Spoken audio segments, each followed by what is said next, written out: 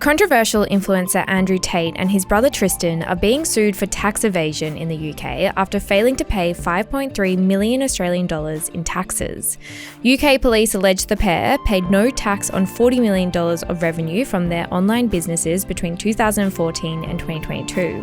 It's the latest in a string of legal battles that the two men are facing, both in the UK and Romania. In today's deep dive, we are going to lay out all the different charges and what they mean for the controversial influencer. Before we jump into this deep dive, a quick heads up that we will be talking about sexual violence. So if you are not in the right headspace to listen to this today, jump off and we'll be back again tomorrow. Billi, last week it was reported that controversial influencer Andrew Tate and his brother Tristan are both being sued for tax evasion in the UK after failing to pay 5.3 million Australian dollars in taxes.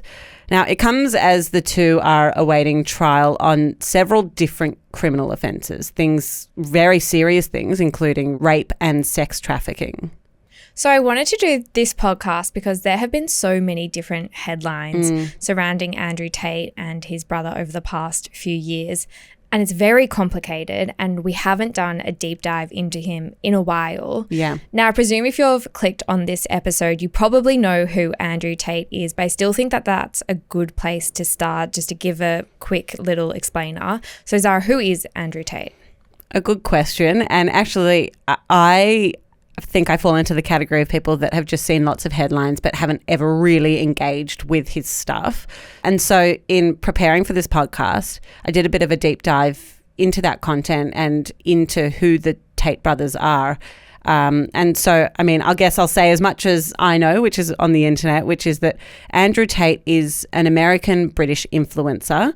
He calls himself a self-made multi-millionaire, and that's often shown in very flashy cars and big homes, those things that come up quite prominently in his videos. Very significantly, he has previously called himself absolutely a misogynist and has also said that I'm a realist, and when you're a realist, you're sexist. A lot has been said about the role of tech companies, I think, in giving Andrew Tate the platform. To have influence, you need to have a platform.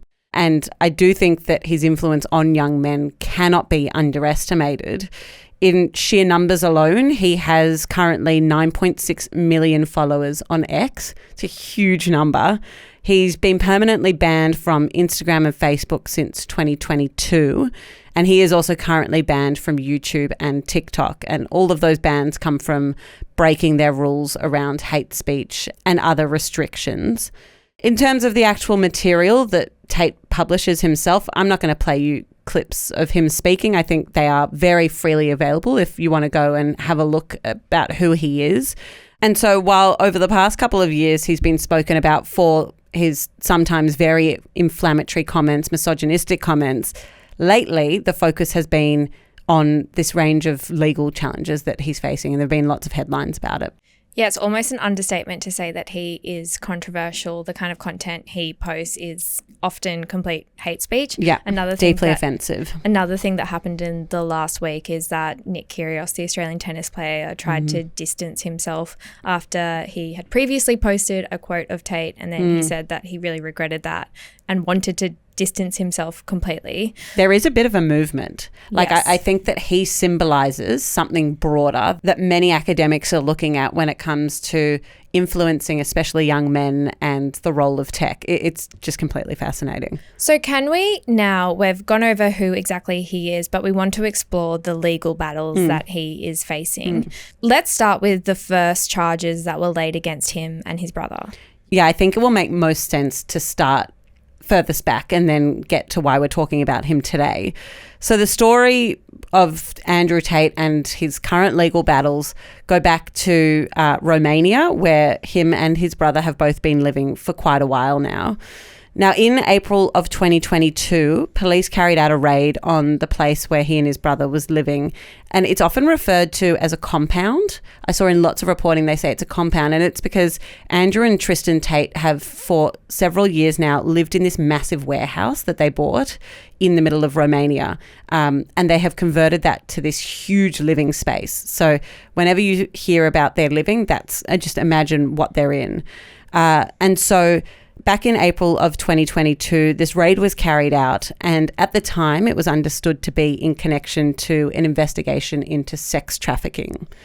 So fast forward several months to December of that same year, so we're still in 2022, the Tate brothers were arrested at their home, and they had some property of theirs also seized by authorities, so things like those luxury cars that I mentioned earlier.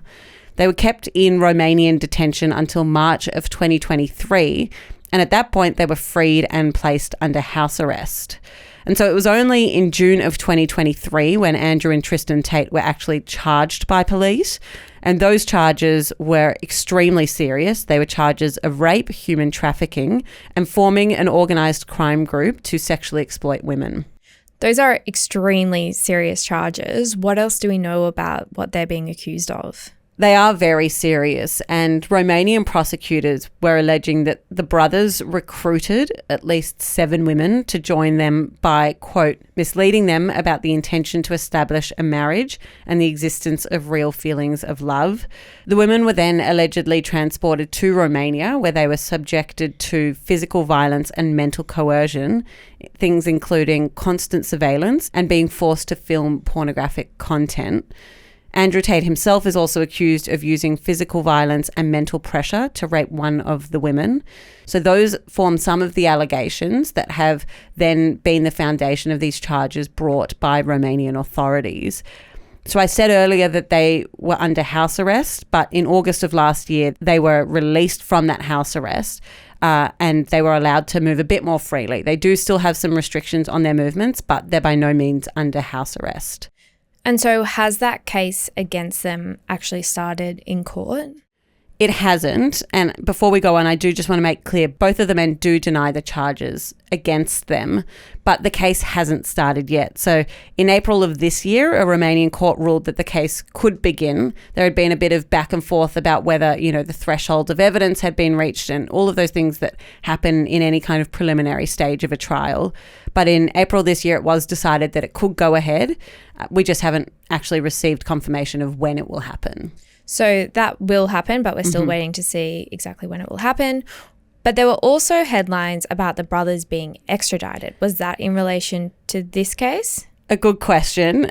Fairly confusing, but no, this was a different case. So those headlines were actually in relation to a completely different set of charges. So just to recap, we've got the 2 men committed to stand trial in Romania for a range of charges, things including sex trafficking. They've been held in detention, then house arrest. Now they've been released, but still fairly restricted. And that case hasn't started.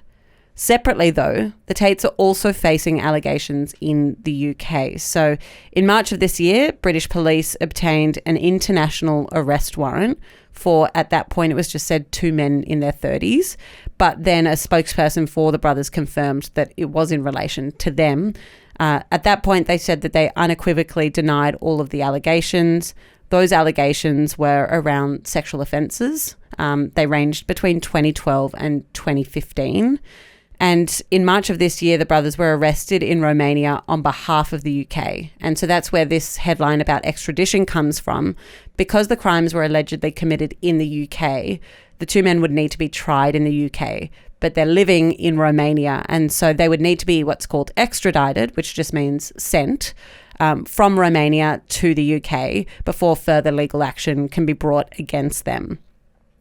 After they were arrested on these UK charges, the brothers faced a court in Romania, and that court ruled that they could be extradited, but not until the Romanian case that we were talking about earlier ends. Okay, so to recap. Yes. The Tate a brothers, necessary recap. The Tate brothers are facing a very serious case of criminal charges against them in Romania. Correct. That case will go ahead, but we don't know when that will happen again. Once that is concluded, no matter what the result is, they will then be sent to the UK to face a new case, a new string of charges against them. Correct. In the UK. That's right. So we don't know when the Romanian case starts, let alone when it ends. So we have no kind of time frame of when or how this could happen. But their future is very much wrapped up in legal cases. Yes, absolutely. So those are the cases that have been going on for quite some time now. Why are we talking about Andrew Tate today? Well, there's another legal battle that Andrew and his brother Tristan are facing. This one is different from the other ones because the other ones we've spoken about so far are criminal. This one is a civil case. So this is in regards to alleged tax evasion in the UK.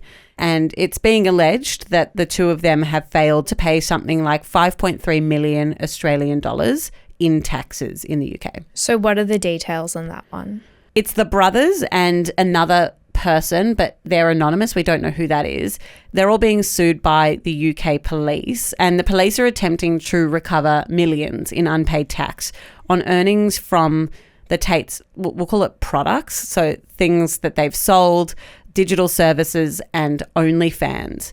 Last week, police gave evidence that the pair made approximately £21 million in revenue between 2014 and 2022, on which they paid no tax in any country. So what have we heard so far in that case? So in a UK court, the lawyer that was representing the police called Andrew and Tristan Tate serial tax evaders.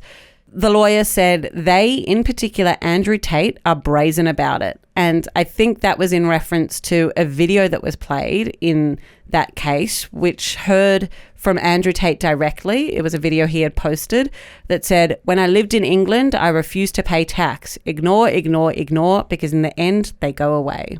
Interesting. Don't have to look far for evidence then. No, I don't know if that will help him. It seems like that might form the cornerstone of the police's case here.